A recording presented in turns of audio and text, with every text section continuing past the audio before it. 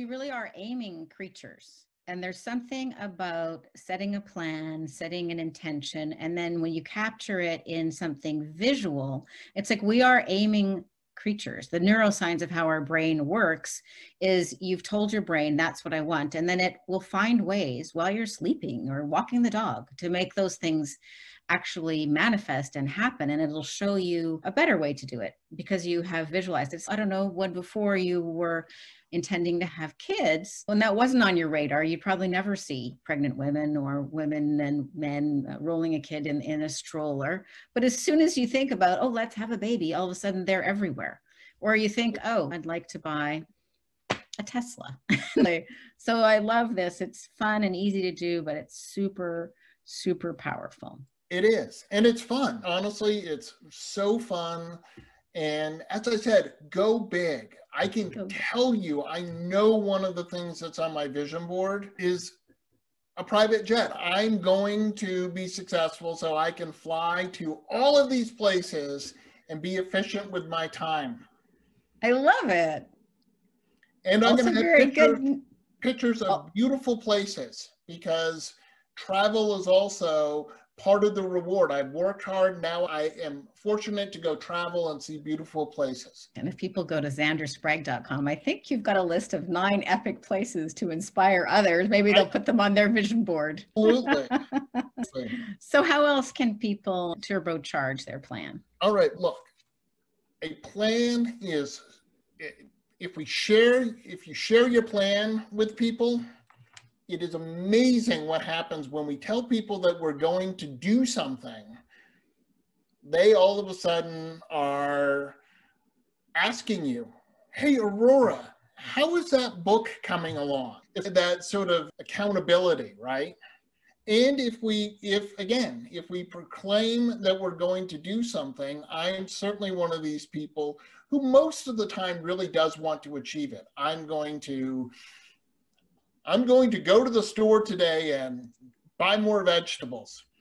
Okay, I just proclaimed it. I better go get the vegetables, because when my beautiful girlfriend comes, if I don't have the vegetables, she's like, what happened to the vegetables? So there's that. Within that, believe unfailingly in yourself.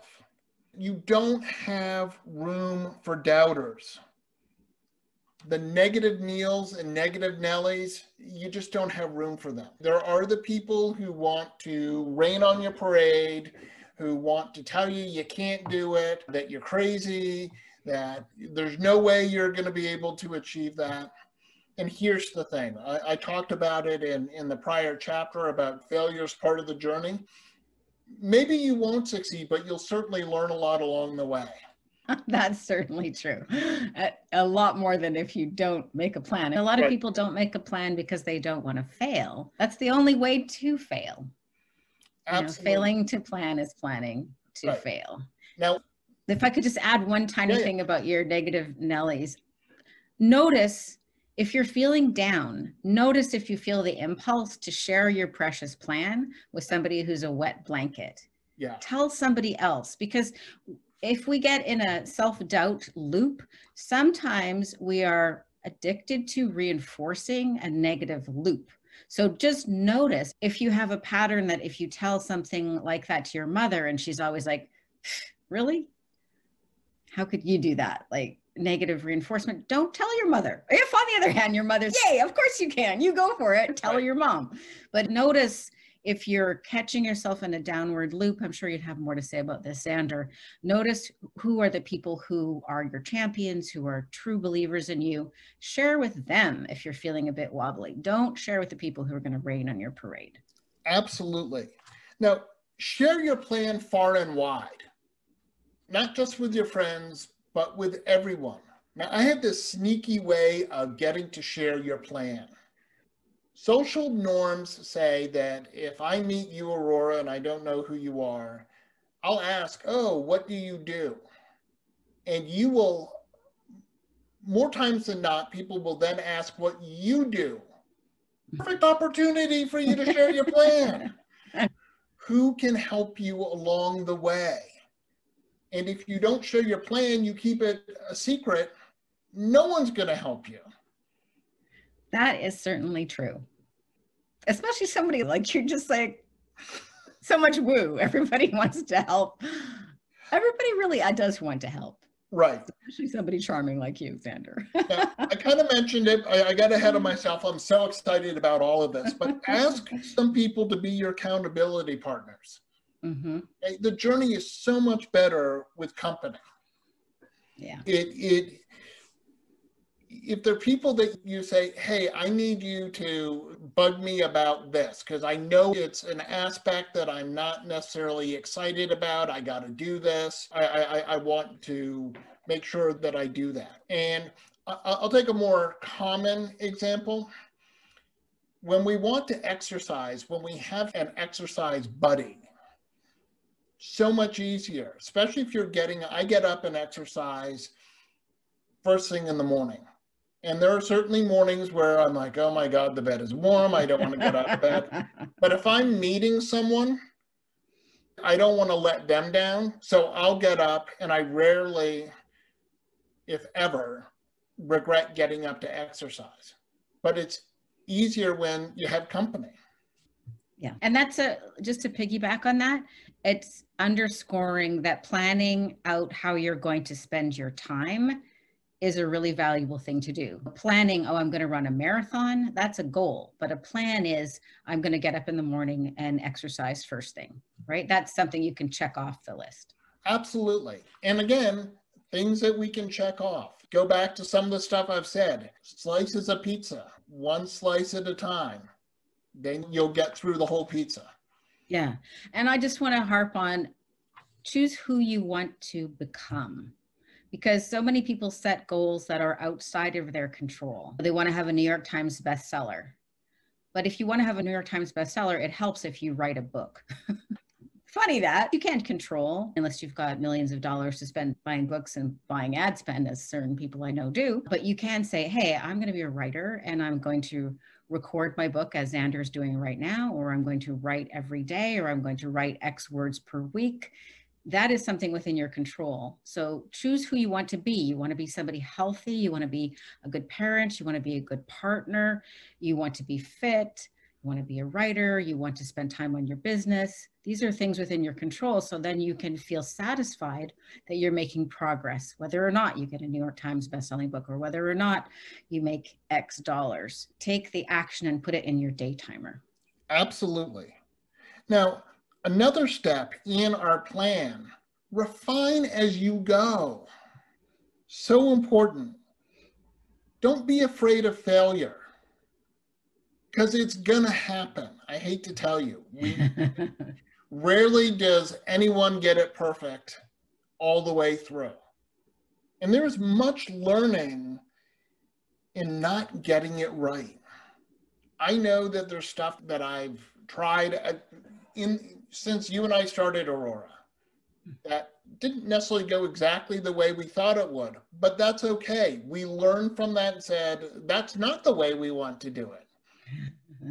We want to right. Let's try this. And I guess my attitude is I accept that I'm going to fail at some parts of this. As I go out, there are speeches that may not go as well as I want, but there is learning in that. When I used to do technical instruction, I would start off when I was first starting to teach something new, and there was inevitably stuff I forgot to teach people, little things that I wanted to tell them that.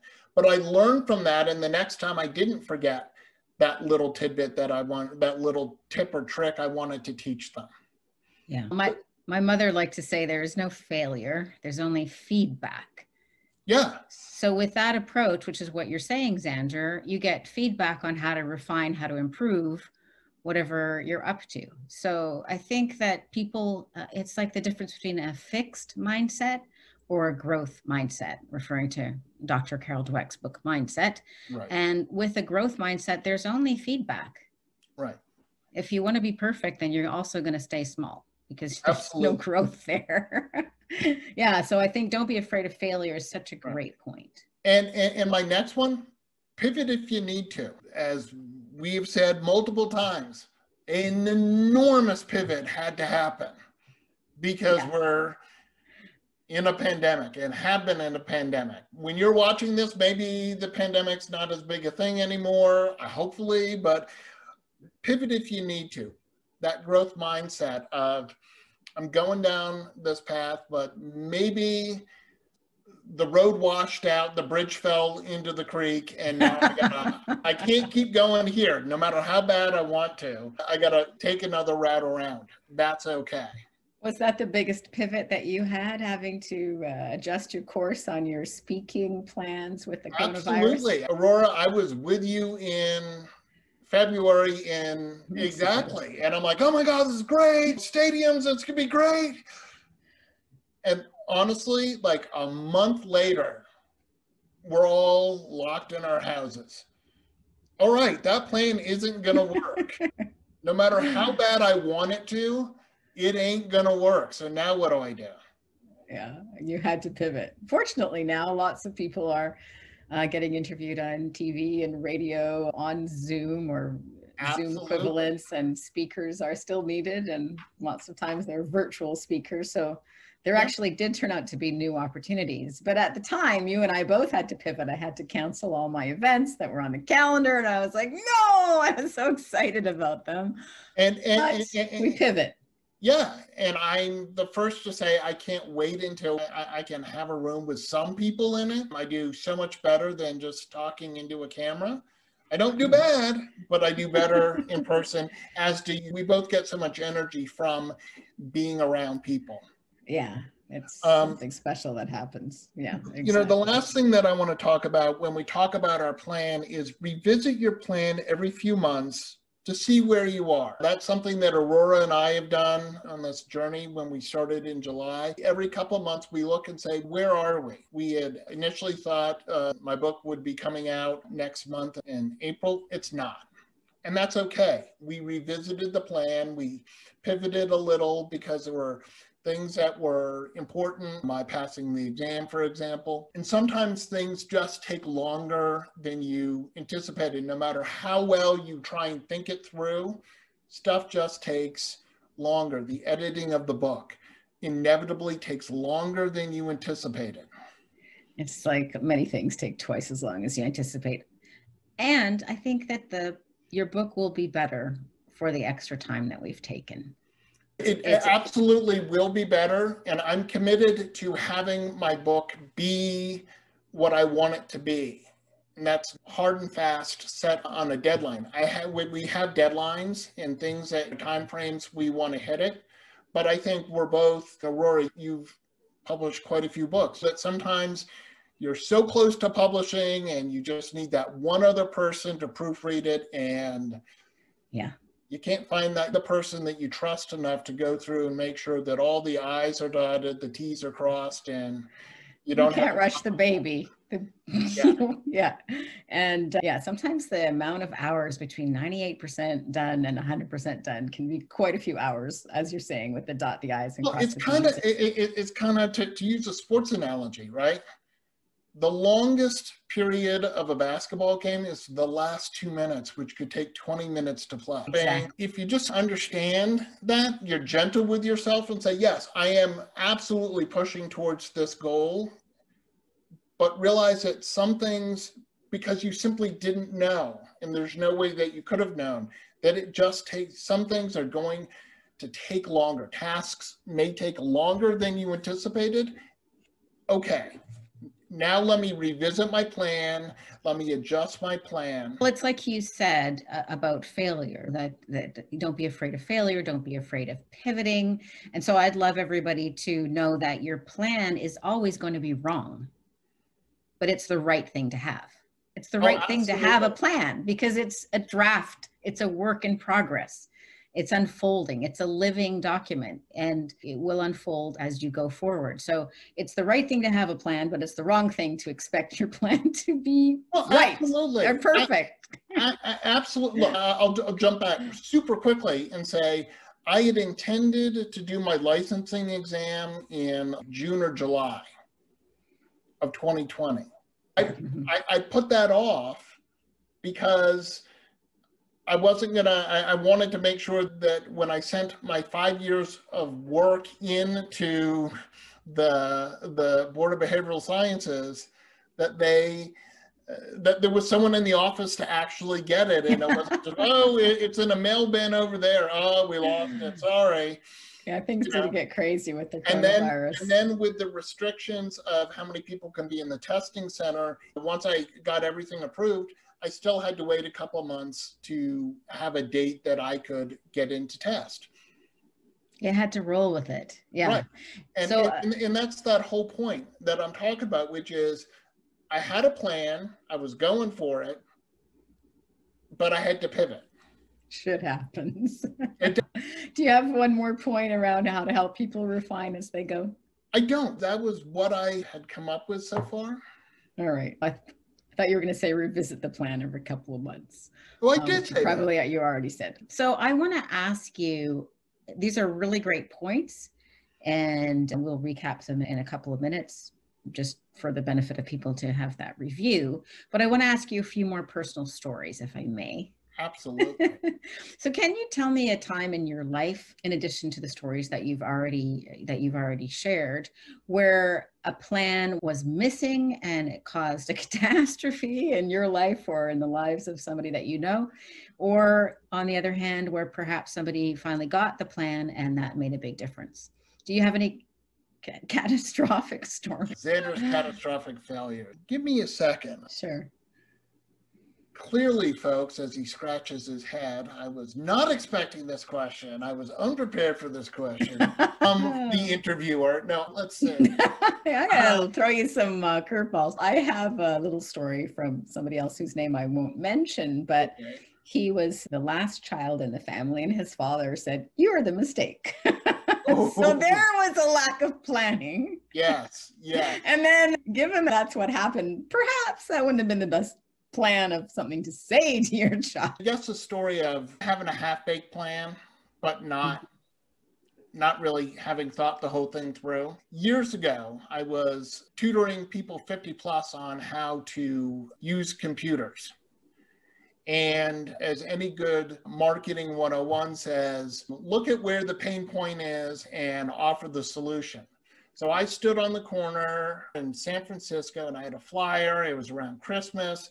And I just said to everyone who went by, are you tired of helping your mom and dad with the computer? You want them to know how to use the computer. And I had like packages I was selling.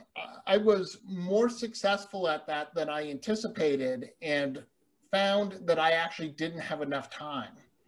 Because I was going to people's houses to help their parents. It was a good plan. And obviously the advertising was really good. I understood the pain point and I understood what the solution was. What I hadn't thought about was how much time I had. So you didn't plan a scalable. I could see in a given day, because I could spend an hour with you, Aurora, but someone else is 25 minutes away. So I can't I could see 8 people in a day. No, actually I couldn't. I could see maybe 4. Yeah. It was great. I had a long list of people, but some people dropped off because I just couldn't get to them. Oh, that is a great story. A tidbit for people to think about, especially as they're working on their vision board this week, is how can you plan for phenomenal success beyond what you expected? Perhaps in that case, this was probably before the days of Zoom, but Zoom, you can do one-to-many. Or what are video training, or books are great because they can be one-to-many. But whatever people's plans are, unless it's getting married, I wouldn't advise one-to-many. Scaling on that is not a good plan. But I love that story. You didn't plan for how successful you were going to be. And your sales efforts were phenomenally successful, but your team was only you. Exactly. And so I couldn't, there was not fully thinking all the steps through. Right. And so you had to leave money on the table. I did. Good problem to have, but I felt bad because I did want to help everyone. Yeah, that's really cool. And I'll put you on the spot again. Do you have an insight around why many people don't plan, or a myth to bust? And I'll say something, well, you think of an answer. Like, I think a lot of people don't plan because they're so afraid of failure. and they don't give themselves permission to refine their plan. And also, I think another key point, this is not one, I should stick to one, is they set external goals like become a New York Times bestselling author or make $1 million. So my tip for that, I think the big myth is people are afraid of failing, and the only way to fail, really, failing to plan, is planning to fail. And I know I struggle with this sometimes myself. It's okay. I want to focus my planning on who do I want to be and how do I want to contribute and who do I want to connect to, and blocking off my time so I block off time to work on your project, Xander, even when we're not talking, so that I feel like, oh, we're always making progress. So that would be my little tip about that. And I think that I'd love to hear what you think prevents people from planning. I totally agree. Fear of failure. They get overwhelmed by the enormity. They just look at that whole process and don't break it down. But I think also people don't share it with a